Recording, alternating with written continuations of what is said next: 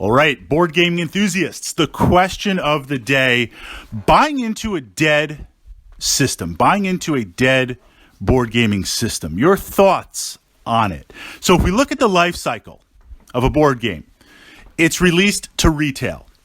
You've got the primary game. At this point in the narrative, in the hobby, you're probably going to have a couple of expansions. You might have a couple of upgrade packs for the tokens or additional characters.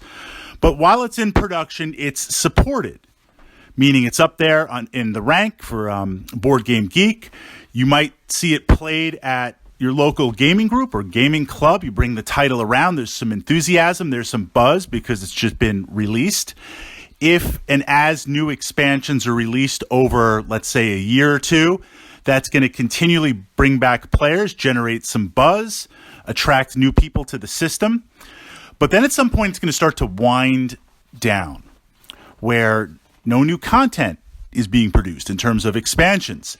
And it might even just have gone out of print, where there's new old stock, still in stock, but the company isn't supporting it and putting it out. So often what we'll see, the question is to buy in. This would be the time, if you're waiting and watching, to buy in, because retailers are trying to free up the physical space, so they're slashing the price on it. There's less competition. You can still find those components. You can still find those modules and expansions. But if you buy into it, there's going to be no new official stuff. I say official stuff because some systems, the way it's supported, there's a lot of fan content out there. Runebound is a great example. Runebound 2nd edition. I love 2nd. I love 3rd. Runebound 2nd edition, there was a lot of content. And it's been out of print for years, but there's also a ton of fan content. So buying into that system, if you were late buying into it, there's still some new stuff being supported, even if it's not official. The challenge with buying into a dead system is if it's too past that date, in my opinion, and there's been a couple of titles that I've come across that I would love to buy into. I mean, amazing gaming systems, right up there in my narrative, right up there, but just the acquisition cost of them, and if I wanted to pick up some of the expansions, it's too much. At that point, it's kind of past. So buying into a dead system, it depends on the cycle. It also depends on the type of game that it is. If it's a standalone board game, if it's standalone, even with some expansions, technically it's not really dead. You can still bring it to play at the club, gaming group. You can still play it on your own. Some you can do solo just because it's not actively supported. It's a good title is still a good title.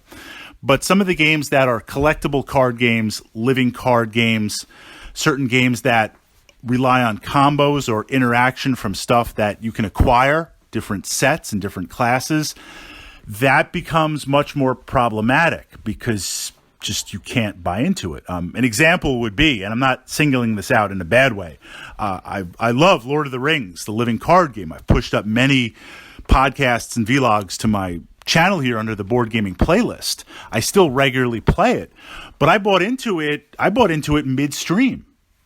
And a lot of the adventure paths and some of the smaller packs, it's a living card game. You want to get those cards to boost your deck and build your stuff. They're out of reach. They're just not being printed anymore, and you can't even really get them anywhere. So I've kind of missed out from that perspective, and that was buying in midstream. If I was buying in now, I would have to be content with what I could acquire, and maybe that's not so bad. But being a completionist, it just drives me crazy. It's the type of questions that keep me up at night, looking into that and thinking about things from that perspective. So in terms of a board game, buying into dead systems, I don't think it's as problematic.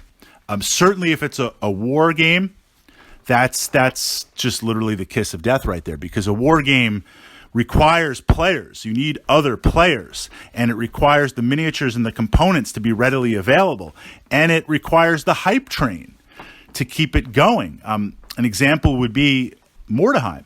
Love Mordheim. Play it maybe 3 times a year with the same group of friends. We've got our war band. We've got a long-standing campaign. I usually play Possessed, Cult of the Possessed, or Dwarven Treasure Hunters. Right now, I'm rocking the Possessed. it's a dead system. It's been dead forever. It's been dead, I don't know, since the 90s. And it's still a great game, but it's the type of thing that, would you jump into it now? Could you jump into it now? Would you want to jump into it now? So the wargaming perspective versus the board gaming perspective, and maybe even the role-playing game perspective, all vastly different. But I think with a board game, it's a question of how many expansions are there? Are there any custom components that you need that are out of print? And what is the acquisition cycle? If it just went out of print, that's the time to pick it up. That's the time to purchase it.